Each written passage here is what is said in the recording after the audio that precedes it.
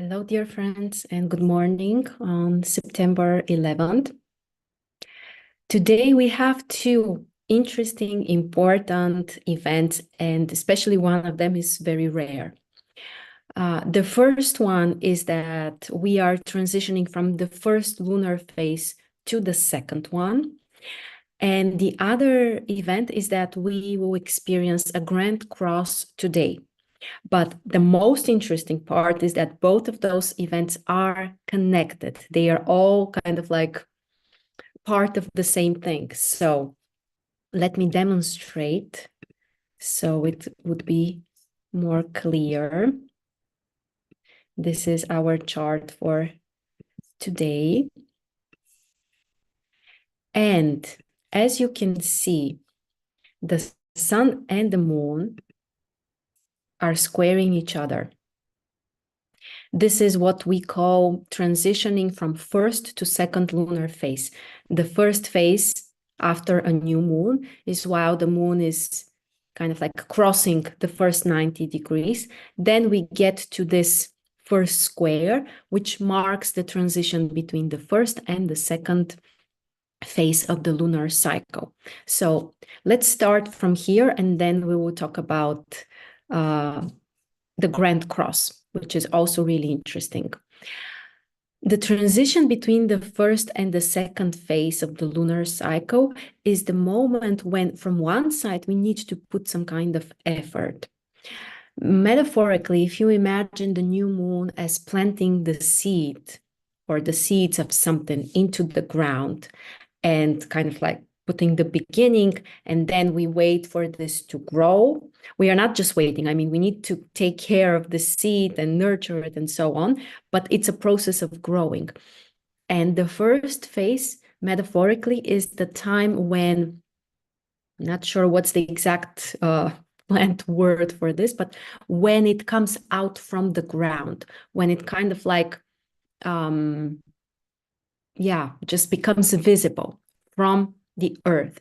So imagine how much energy is needed for this, so that this new plant can come out from the ground. This is the moment of the first square. So it's a moment of intense effort. You know, you need to kind of like come out from the ground, which requires lots of energy, but at the same time, something may start to be visible, something that you have worked on, something you have focused on, especially related to the previous new moon, which was on the 3rd of September. So if you have started some kind of process or you want something to grow, today is the day to put extra effort. Again, you need a lot of energy in order to let something come out from the ground and become visible. But this is a really, really important phase, which can allow you after that to be more active externally. The second and the third lunar phase are the time when the moon is outside of the orbit of the Earth. So this is the time when it's more beneficial for us to focus on external things, things to be more visible, more obvious for the outer world. So it suggests more activeness on an external level, outside in the world where you want to see your results. So we can be more open, we can be again more engaged with reality. And this will apply especially for the next 1 week until we get to the full moon, which will be the culmination of the cycle. But again, we will talk about it when we get there. For now, what's important to know is that today is especially important. Again, if you put extra effort, and it won't be easy, I guarantee you that, because as we will talk in a moment, we have a grand cross. It will not be easy. But if you manage to put this extra effort, maybe even really intense effort, then something might become visible. Something may grow from under the ground to above the ground and can then keep growing. So very, very important period, very important day. and also it can define our focus for the next 1 week while we are experiencing the second lunar phase. Now, the other thing that I mentioned, the Grand Cross, and the most interesting part is that those two events are connected. So we are not just having any Grand Cross, we have a Grand Cross which is part of the lunar cycle, which makes it so much more important and also indicates that this won't be a temporary thing. This isn't something that is kind of like superficial and only affects us as a background energy today. No, this is something that will be important for at least 1 week. But in general, I would say it's important for the whole lunar cycle because it's part of it. So in other words, it's important for the whole month.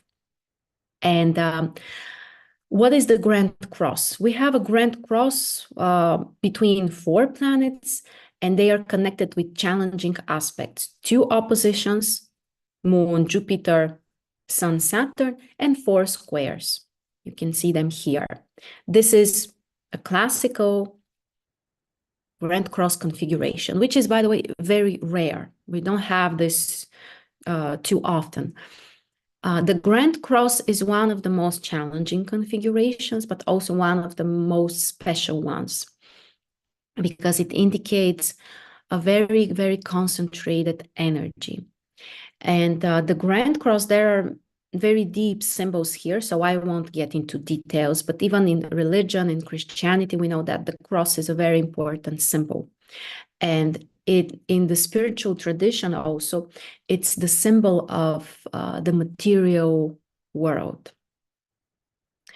So the Grand Cross requires from us to accept the material reality. In other words, to accept our cross. And this is the energy which also symbolizes the need to do something in this material world, in this material reality. This is not about negativity. This is not about feeling as a victim. This is not about how awful the world is. No, it's accepting the reality as it is, but also to do something in this world outside, not just inside of us, to think about something, to visualize, to prepare, or whatever. It's about the external world and reality, the material reality. And the Grand Cross triggers the mutable signs. So first of all, if you have personal planets or important points in your chart in the mutable signs, those are Virgo, Sagittarius, Pisces, and Gemini, for you, this Grand Cross is even more important. But for all of us, it will trigger something in our chart, for sure, even if we don't have planets there. And the mutable signs, they are related also to our ability to adapt to the outside world.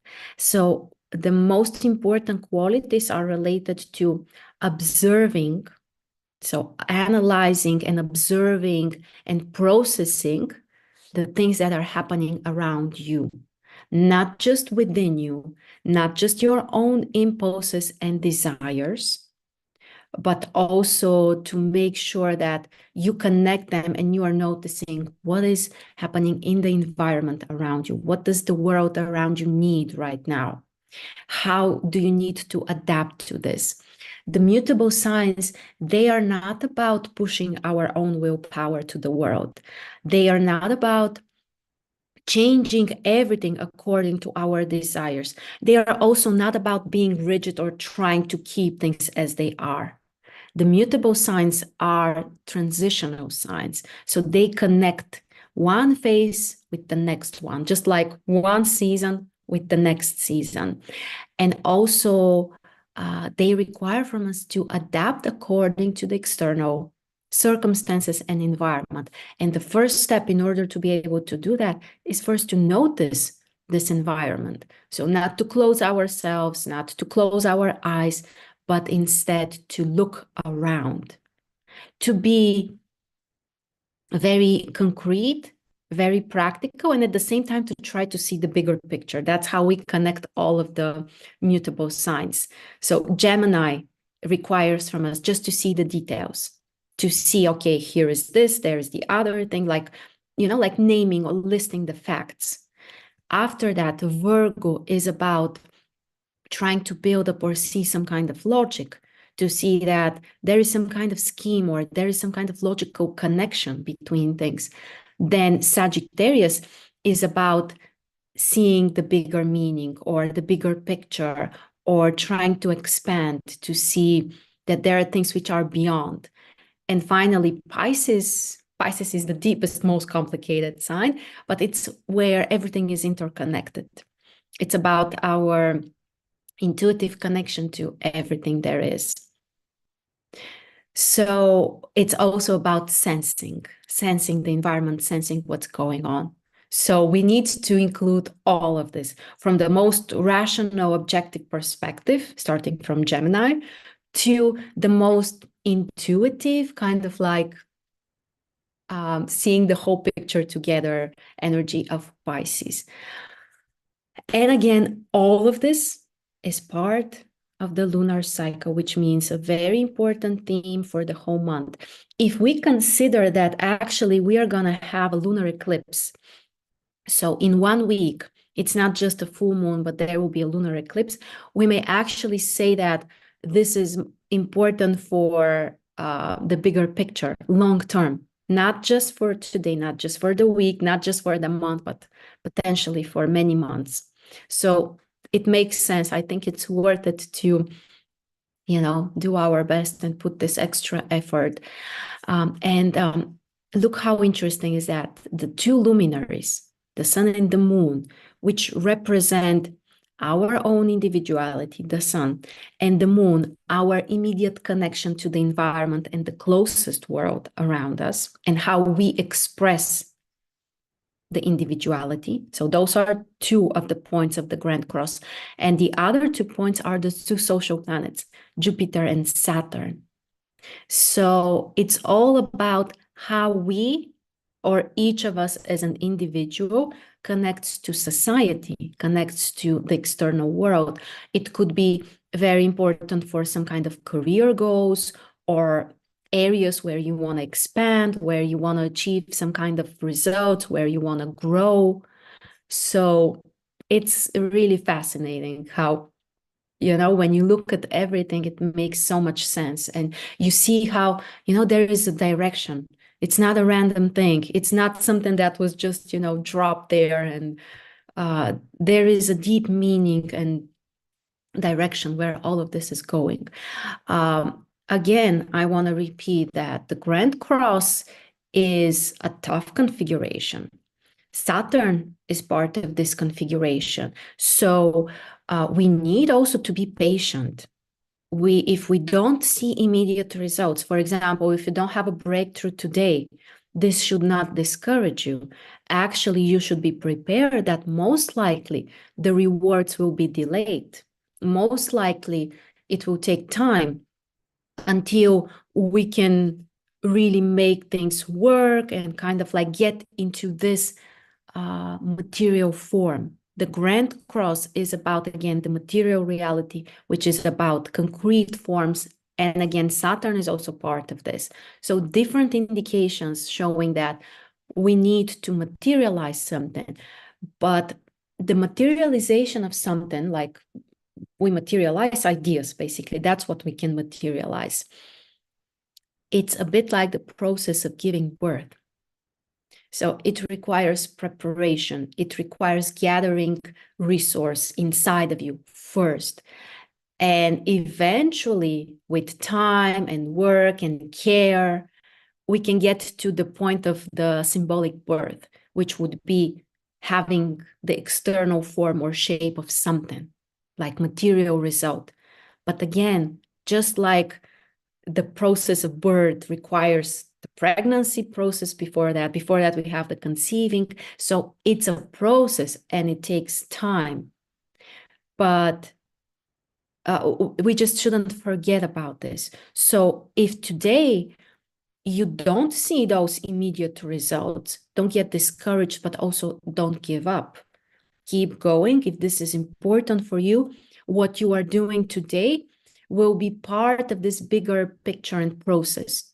So it's totally worth it to do your best today with this idea that you will be patient, that you are ready to work hard, you're ready to be committed, and you're ready to keep doing this, not just today. But again, this configuration can indicates that what we are going through is important.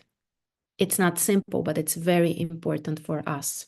And it can lead, we can get to this phase of giving birth to something important, having some kind of important material result, not just for ourselves, even though we are part of this.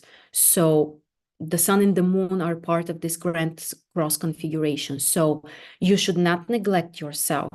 It's not about, again, giving up on yourself and just serving someone else. No, you should totally include yourself in the picture, but also some kind of social point of view or something that will include other people or something that is not just for you. So that's also very interesting perspective. The two luminaries with the two social planets. So it's about you and your individuality, but also in some kind of social context or social environment or process that includes other people. So both of those are important. You as the individual and then society or the environment around you. So I'm personally really excited about this. I really like this configuration, which is not simple again. So we are not sugarcoating things. It's tough, but the potential to achieve something is really, really high.